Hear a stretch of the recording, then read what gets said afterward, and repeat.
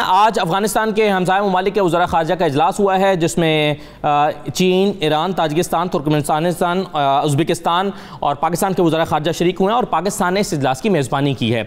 इसके अलावा जो तालिबान की नई हुकूमत वजूद में आई है, उस पर इंटरनेशनल कम्युनिटी ने मुख्तलिफ तरह का तबसरा किया है, कुछ जगहों से तनकीद भी हुई है। इन तमाम चीज़ों पर हम गुफ्तगू करेंगे। सीनियर तज्ज़कार सलीम साफ़ी साहब हमारे साथ मौजूद हैं। सलीम साफ़ी साहब, बहुत शुक्रिया। सबसे पहले तो ये बताइए सर, ये जो इजलास हुआ है, ये इसकी सिग्निफिकेंस क्या है, कितनी अहमियत का हामिल आप इसको देखते हैं और क्या ये अफगानिस्तान के रिकग्निशन की तरफ एक कदम हो सकता है? क्या इस बात का इम्कान है कि हमसाया ममालिक वो पहले ममालिक हो सकते हैं जो अफगानिस्तान को तस्लीम कर लें?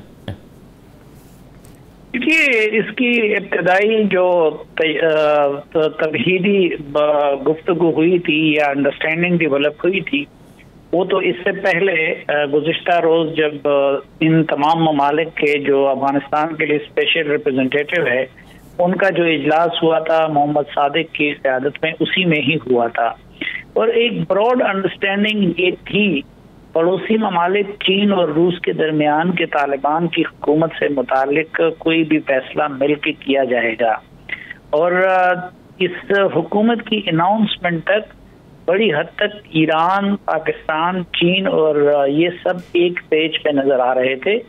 अलबत्ता हुकूमत की अनाउंसमेंट के बाद दो ममालिक का रवैया तब्दील नजर आ रहा है। एक तो ताजिकिस्तान का और दूसरा ईरान का। अहमियत तो इनकी इसलिए ज्यादा है क्योंकि तालिबान ने जिस तरह की काबीना अनाउंस की है, तो उसका तो मगरिबी दुनिया की तरफ से और अमेरिका की तरफ से तस्लीम किए जाने का इम्कान न होने के बराबर है। इसलिए ज्यादातर इन्हिसार अब अफगानिस्तान की इस हुकूमत के मुस्तक़बिल का वो पड़ोसी ममालिक और रूस और चीन जैसी ताकतों पर होगा। सही। अच्छा, बिल्कुल ठीक है सर। ये बताइए कि अफगानिस्तान के हवाले से हमें सबसे ज़्यादा जो सुनने को मिल रहा है कि अफगानिस्तान के पास हुकूमत चलाने के लिए पैसे नहीं हैं। इस सिलसिले में जो चीन ने 3 करोड़ 10 लाख डॉलर इमदाद का ऐलान किया है, ये कितनी मददगार साबित हो सकती है नई हुकूमत के लिए? देखिए, एक तो इसमें कोई शक नहीं कि चीन बहुत बड़ी ताकत है और बन गई है और कई मैदानों में वो अमेरिका के मुकाबले में आ गया है। लेकिन अभी तक जिस तरीके से अमेरिकी खर्च करते थे, तो उस तरीके से चीन को अब उतना एग्रेसिवली चीन खर्च नहीं करता, इमदाद नहीं देता। चीन ज्यादातर इन्वेस्टमेंट करता है जी।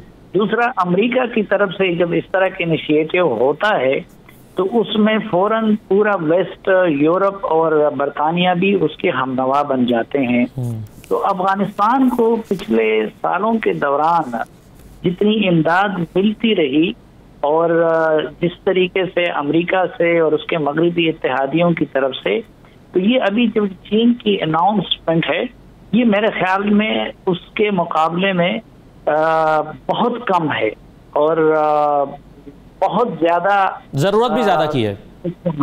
जरूरत बहुत ज्यादा की है क्योंकि अफगानिस्तान की अपनी इकोनॉमी वो तो अब उनकी अपनी जो रेवेन्यू है वो तो ना होने के बराबर है।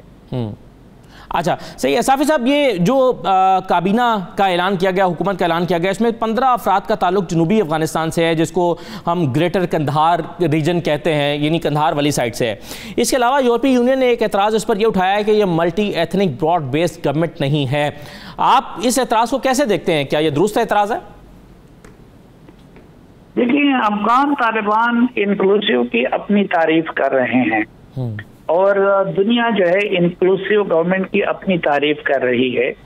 अफगान तालिबान कहते हैं कि जी अब देखें, हमने तो डिप्टी वजीर आजम भी एक उज़्बेक को बना दिया है, आर्मी चीफ भी हमने एक ताजिक को बना दिया है और फिर 2-3 वजारतें भी ताजिकों को दी हैं और भी उज़्बेक को हुकूमती ओहदे मिले हैं। तो वो इसको इंक्लूसिव कहते हैं, लेकिन जाहिर है कि वो सब तालिबान है। क्योंकि वेस्टर्न दुनिया और इवन पाकिस्तान जैसे ममालिक भी नॉन तालिबान वो इंक्लूसिव की बात करते थे। तो वो ये था कि बिल्कुल जो पिछले हुकूमत के लोग हैं या ऐसे लोग हामिद करजई और इन जैसे कि जो हुकूमत का हिस्सा नहीं थे लेकिन उस सिस्टम का हिस्सा थे, तो एक तो वो उनकी नुमाइंदगी चाहते थे। और बहरहाल जो इतने के इम्बैलेंस है ये बिल्कुल, इसमें कोई शक नहीं कि अगर तालिबान ने जंग जीती है और इक़्तिदार पे कब्जा किया है तो उन जैसा हिस्सा तो कोई दूसरे को नहीं मिल सकता। लेकिन मेरे ख्याल में अब भी इसमें ताजिक, उज़्बेक और हज़ारा कम्युनिटी की नुमाइंदगी वो पख्तूनों की बनिस्बत और फिर जनूबी अफगानिस्तान के पख्तूनों की बनिस्बत बहुत कम है और इस एतराज़ में बड़ी हद तक वजन भी है। सही है। अच्छा साफ़ी साहब, ये वजारतें तकसीम की गई, इसमें एक कहीं से ये एतराज़ भी उठ रहा है कि जी मुल्ला उमर के ख़ानदान और हक्कानी ख़ानदान को 2-2 वजारतें दी गई हैं। आपके ख्याल में ये सिर्फ इन पर कोई नज़र करम किया गया है, नेपोटिज़म की गई है, या फिर वाकई ये डिज़र्व ही करते थे अपनी कुर्बानियों और तालिबान के साथ अपनी तारीख़ के हवाले से कि इनको 2-2 वजारतें दी जाएँ ख़ानदानों को? नहीं, एक तो बहरहाल उनसे इत्तेफाक या इख्तिलाफ किया जा सकता है।